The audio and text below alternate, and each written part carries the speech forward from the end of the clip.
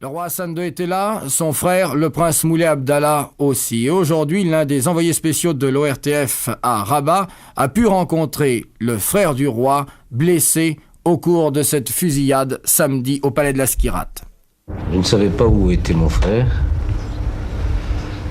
Il y avait une telle panique que j'ai cru que la meilleure des façons de passer inaperçu, c'est de me déguiser en serviteur du palais, à savoir la djellaba blanche et la fameuse chachia rouge qu'on met sur la tête.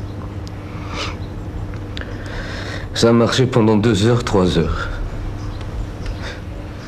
J'ai eu beaucoup de chance parce que je me suis rendu compte que on liquidait systématiquement tous ceux qui étaient serviteurs du palais. On nous a donné l'ordre après 2 heures sous un soleil brûlant, une fois sur le dos, une fois sur le ventre, une fois les mains en l'air, une fois les mains sur le dos, de se mettre en colonne par 3 pour faire le tri. Et en passant, c'était un soldat qui m'a dit textuellement, tiens, enlève ce que tu as sur la tête. Je disais tout à tous les domestiques justement de faire semblant de ne pas me reconnaître. Mais un sous-officier m'a reconnu. Alors on nous a scindés en 2 groupes, je crois que le mien était à peu près de 25. On nous a mis carrément contre un mur. Et un Alftrak est passé avec une 12-7 et a commencé à nous mitrailler. Heureusement que je suis très sportif. J'ai plongé, naturellement, et je me suis caché derrière des cadavres. Et j'ai fait le mort pendant 2 heures et demie. Avec la tête un peu dans l'eau, sur le côté, voyez-vous, à peine pour respirer. Parce que l'eau de quelques tuyauteries qui avait été percée par les balles, giclait continuellement. Sur ce, il y a un homme qui me prend par la main et qui me retourne et qui dit en arabe, qu'avons-nous fait là? C'est le frère du roi, c'est le prince, nous sommes des assassins. À ce moment-là, tout bonnement, je me lève, je lui dis effectivement, je suis le frère du roi, le prince Moulay Abdallah, mais je ne suis pas mort. Alors je constate qu'à ma droite et à ma gauche, il y avait tout le groupe, si vous voulez, des invités, ceux qui n'étaient pas morts et ceux qui agonisaient, étaient parqués de la même façon, mais ils n'avaient pas été mitraillés. Et par chance, je ne savais pas que ces mêmes soldats étaient restés là pour nous exécuter 1 heure après. Je me lève, je me dirige vers un soldat, je lui arrache la mitraillette de sa main. Sur ce, j'ai donné l'ordre aux soldats de laisser soigner les blessés, j'ai appelé quelques médecins. Il y avait dans un coin les jeunes princes et princesses, les enfants de Sa Majesté le Roi. Je les ai mis à l'abri. Mais les personnes, si vous voulez en bon français, je les ai eus un peu au culot. Parce qu'ils étaient là, ils devaient nous exécuter 1 demi-heure après. Sur ça, je leur ai dit, je vais aller à Rabat. Ils m'ont dit, vous n'êtes pas dans la possibilité de conduire. Je vais vous accompagner. Il me dit, je vous demande de rester avec nous parce que la situation n'est pas sûre. Sur ce, je lui demande d'où vous venez. Il me répond tous, nous venons d'Oujda. Je lui dis, Oujda, c'est loin.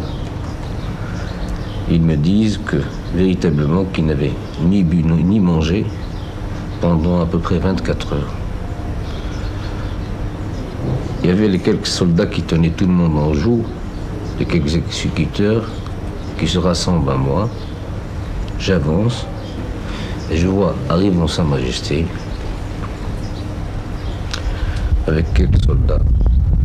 On s'est embrassés et on a déclenché Vive le roi et c'est comme ça que c'est parti. Mais pendant ces 2 heures, les soldats qui participaient à cette mutinerie ont exécuté des gens.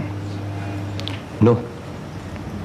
Ils ont été sûrement pris de panique en sachant que le général Medbourg était mort.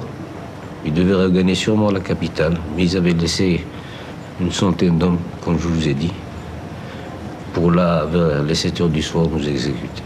Vous n'avez pas eu l'impression, quand les soldats sont arrivés dans le palais d'Eskrirat, ils ont cherché des gens. À aucun moment, on ne vous a cherché, ou on a cherché la famille royale? Non. Ils ont cherché surtout des officiers.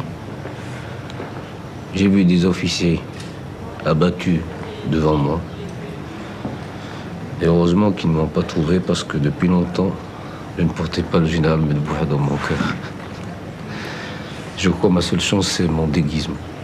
C'est-à-dire qu'il est possible que les cadets, ce que l'on a appelé les cadets, ne voulaient pas vous faire de mal à vous, particulièrement famille royale, mais qu'en revanche, les meneurs de la mutinerie pouvaient éventuellement, si vous avez trouvé, vous exécuter. Ah oui, mais même les cadets étaient dans un état d'excitation terrible. Ils étaient littéralement drogués, aussi bien médicalement que politiquement.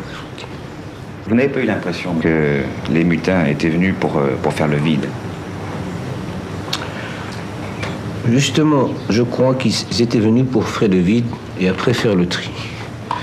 Parce que de la façon dont ils sont rentrés dans la cour du palais, de tirer véritablement au bazooka et au mortier, et de tirer dans la foule, il ne faisait aucune différence ni entre les ambassadeurs, les chargés de mission, les étrangers.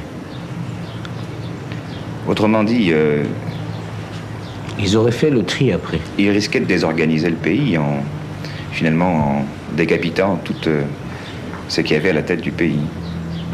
Ils ont essayé du moins de le faire. Est-ce que l'on va punir les cadets? Seule Sa Majesté est juge de prendre cette décision. Mais je pense que pour tous les peuples marocains, il serait nécessaire de donner un exemple. Est-ce qu'il peut y avoir des changements politiques, par exemple au gouvernement? Une question, vraiment, c'est une question qui appartient personnellement à mon frère.